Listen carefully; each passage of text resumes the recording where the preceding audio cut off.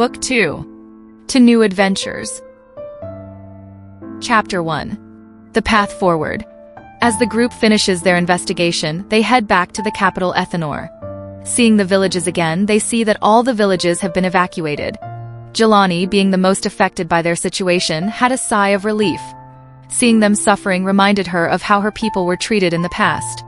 She couldn't help but try her best to give them hope. Hope to live and move on. Reaching the main hall of the palace, the group recounted their discoveries inside the adamantium tunnel. King Dacius, astonished by the discovery of Yggdrasil's root, could help but gasp. This was information that could change everything. Although they haven't connected the reason for the dungeon anomalies. This made more sense as to how the UWG was able to reach the world of Tiamat. Arinder came forward and said, "My king, to my understanding, Henry's world was struck by a meteor containing adamantium," Arinder began. This metal, infused with space energy, activated dormant energies within Yggdrasil's root, facilitating the portal's creation to our world. Arinder's explanation resonated, clarifying how the tunnel, crafted from adamantium, maintained its integrity over time through its inherent connection to space energy. Henry and the team absorbed this revelation, grappling with the unexpected truth that their journey to Tiamat had been catalyzed by such cosmic forces. "It's remarkable," Henry mused aloud. "To think a portal to another world lay near Earth's core, it's mind-boggling." The realization dawned that the tunnel's stability might be impermanent, prompting Henry's concern about its longevity. "If space energy depletes," he voiced, "the portal could close. We must inform our counterparts on Earth immediately." Arinder offered a reassuring smile, placing a hand on Henry's shoulder. "Fear not. A skilled alchemist can create a magic circle at the junction of the mana barrier. With mana stones, we can sustain the portal's energy." Henry and the team were taken aback by the simplicity of the solution. However, securing a supply of mana stones posed a new challenge, particularly given the reluctance of the Dwarven kings to engage with the summit. "That won't be an issue," Arinder assured Henry. "Offer them adamantium, a legendary metal in Tiamat, and they'll gladly trade it for mana stones." Henry's initial confusion gave way to understanding. The prospect of offering adamantium to the dwarves promised a viable solution, provided they transport the elusive metal to Tiamat. After the meeting, Henry convened the UWG members and expedition team in a private chamber within the castle. It was time to forge a cohesive strategy moving forward. "Captain Rudy Jenkins and team have completed their investigation into the dungeon anomalies," Henry announced, his tone measured yet authoritative. "These anomalies coincide with our arrival in Tiamat."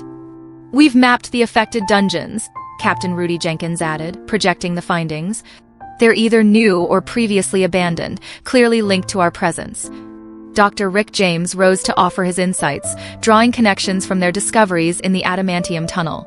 "The root of Yggdrasil, awakened by adamantium's energy, may influence these anomalies," he theorized. "I see. I may have a theory as to why this is happening."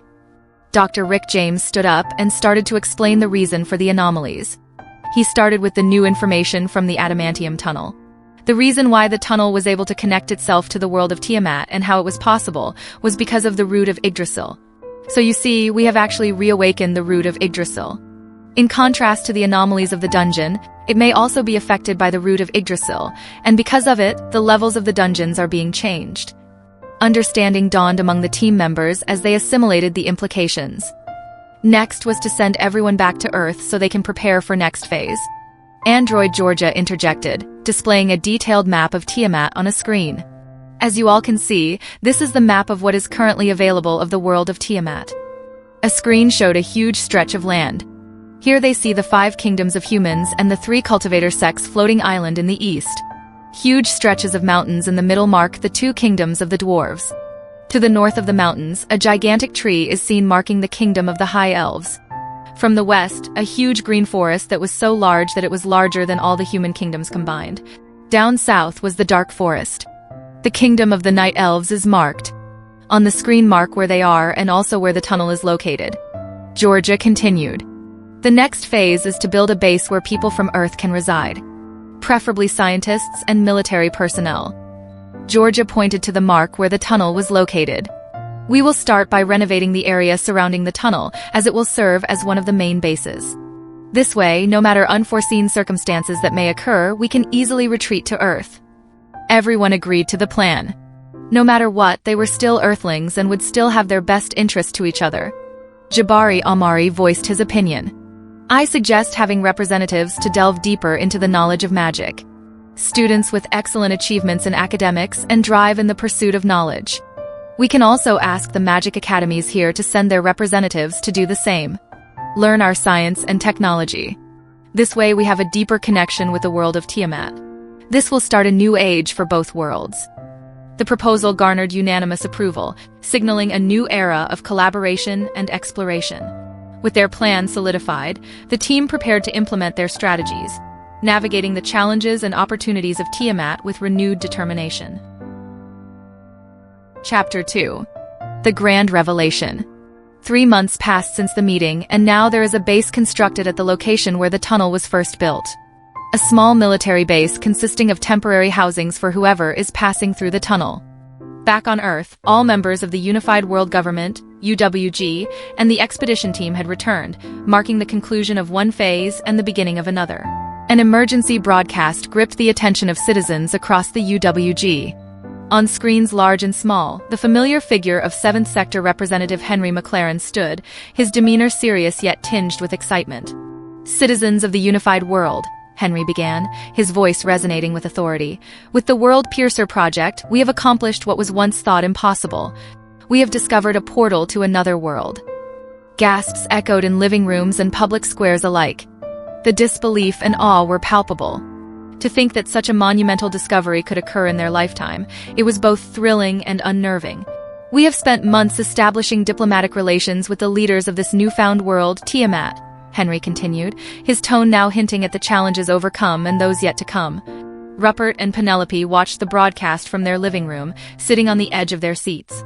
The revelation wasn't entirely new to them, from Ruppert's uncle's research papers, but hearing it broadcasted to the entire world was surreal.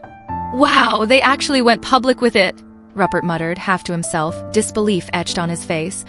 After all the secrecy. Penelope nodded vigorously, her eyes wide with excitement. I can't believe it. We've been holding on to this secret for so long.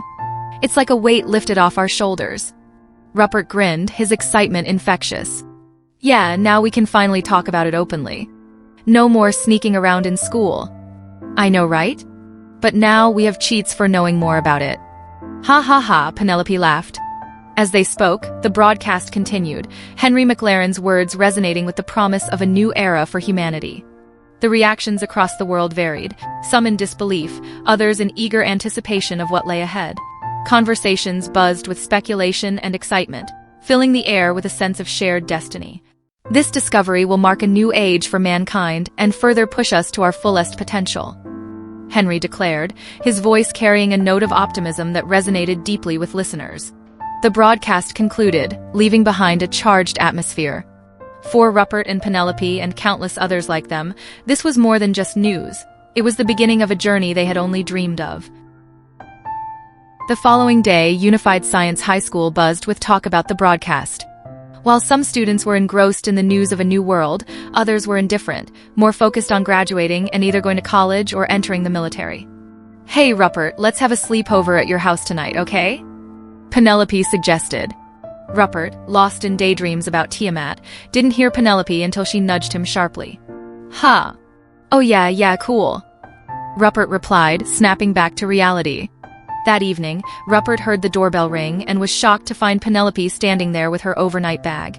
What are you doing here with all that stuff? Ruppert asked, bewildered. Penelope rolled her eyes. Weren't you listening earlier? I said we should have a sleepover at your house, and you said yeah, cool. She retorted. What? I don't remember that. Ruppert exclaimed, still dazed from his daydreams. Anyway, I'm here now, so help me carry my stuff, Penelope insisted, making her way into Ruppert's room. After helping Penelope settle in, Ruppert went to the kitchen to prepare some snacks. Later, they indulged in treats and discussed the latest movie release, their conversations punctuated with bursts of laughter. As night fell, they played games, read books, and explored the latest scientific news. Exhausted, they decided to take a break and drank hot chocolate to relax. The next morning, Ruppert and Penelope attended church as usual. Penelope's family were avid followers of the Enlightenment Church. The church had shown miracles in times of despair, convincing almost all of humanity to follow the saints. Although some still practiced older religions, the power of the saints had swayed the masses. During the sermon, the priest spoke about the new world of Tiamat. He explained how one of the 12 apostles had visited Tiamat and learned about their beliefs and culture. The humans of Tiamat lacked a formal religion, though other races, such as the elves, worshipped a deity named Gaia, the god of nature and life. In that world, they don't have a saints like we do, the priest said. Apostle Jamar noted that their healing magic relies on an energy called mana. Our divine healing, however, requires faith alone. They may possess supernatural powers, but they lack our understanding of the divine. The more the priest explained, the more convinced the congregation became that the Enlightenment Church was the true faith for Earth's people. However, this did not necessarily apply to Tiamat, where mana and magic defied Earth's laws of physics. After the sermon, Ruppert and Penelope went to the mall for lunch. As they sat down at their favorite spot in the mall's food court, Ruppert and Penelope eagerly dug into their meals. The hum of conversations around them created a lively atmosphere, but their focus was solely on each other. "I still can't wrap my head around it," Ruppert said between bites of his burger. "A whole new world, just like that." Penelope nodded, sipping her soda. "I know, right? It feels like we're living in a movie. Do you think they'll make one about this? Imagine seeing our story on the big screen." Ruppert chuckled. "Maybe. But honestly, I'm more interested in the real thing than any movie. I've been reading up on Tiamat nonstop. The elves' deity, Gaia, sounds fascinating. A god of nature and life. Can you imagine what their rituals and beliefs are like?" "Yeah, I was thinking the same thing," Penelope agreed, her eyes lighting up. "The elves must have such a deep connection to the natural world. I wonder how their magic works.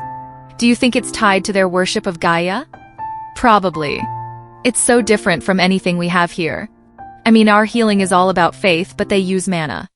It's like they're from a fantasy novel," Ruppert said, excitement evident in his voice. Penelope grinned. "Speaking of which, I've decided to crash at your place again tonight. We can continue our research. Plus, I think we need to start planning our adventure to Tiamat. Who knows? Maybe we'll get there sooner than we think."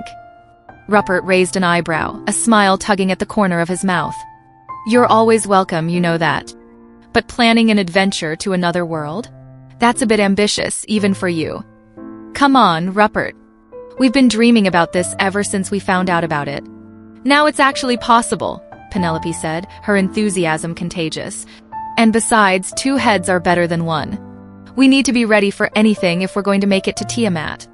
Ruppert nodded, the reality of their dreams starting to sink in. "You're right. We should prepare. Who knows what opportunities might come our way now that the portal is public knowledge?" "Exactly," Penelope said, her eyes sparkling with determination. "Let's make tonight count. We'll research everything we can about Tiamat, Gaia, and the elves. If we're going to be adventurers, we need to be the best." Ruppert raised his drink in a toast. "To our future adventures in Tiamat." Penelope clinked her cup against his. "To Tiamat and the adventures awaiting us."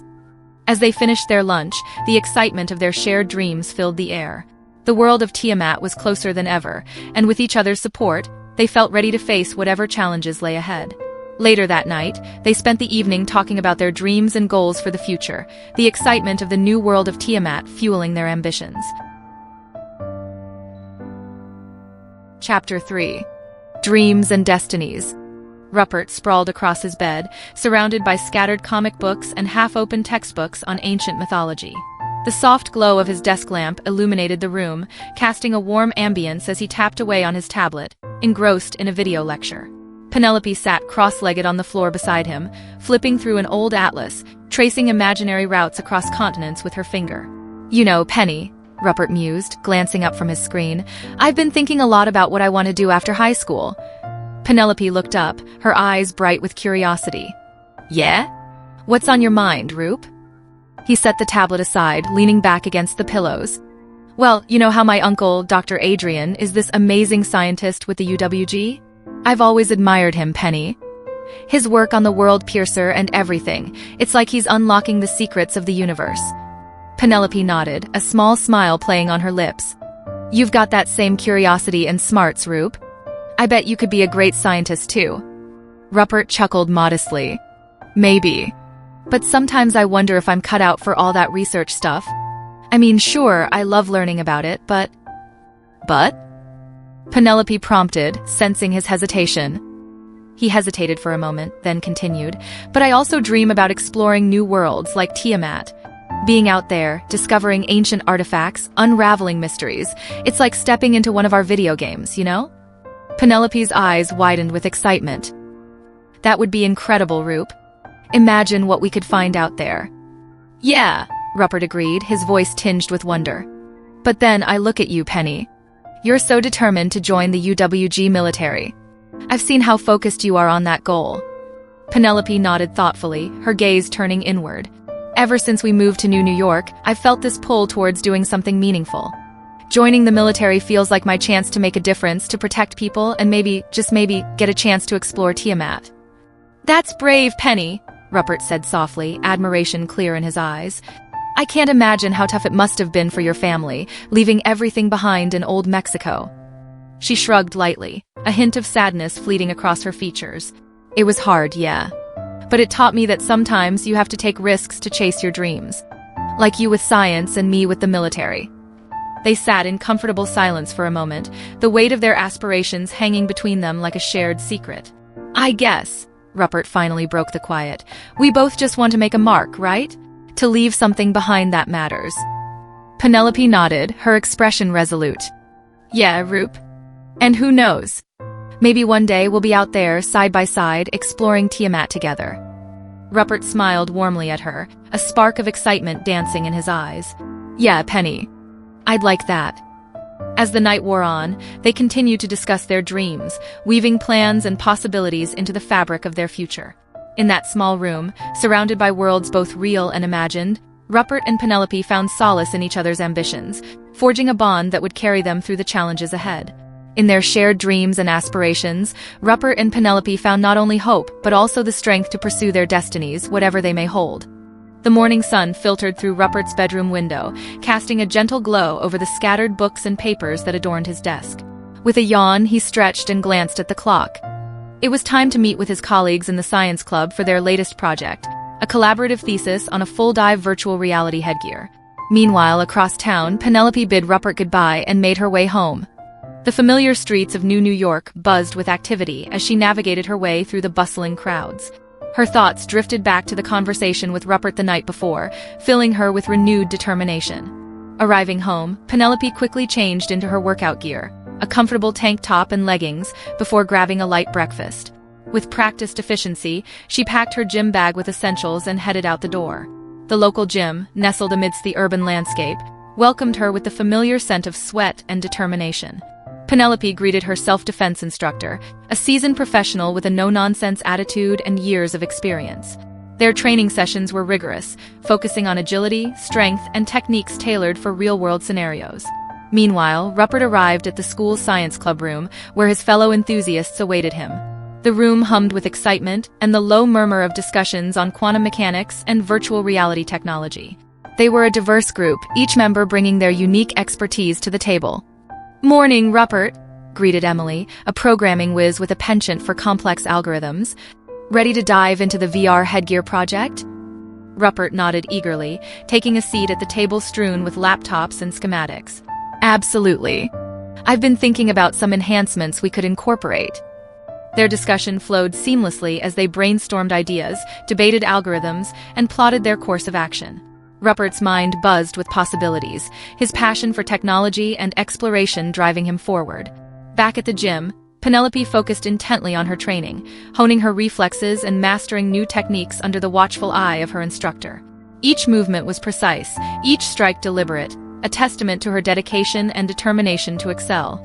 As the morning progressed, both Ruppert and Penelope immersed themselves in their respective pursuits, each step bringing them closer to their dreams.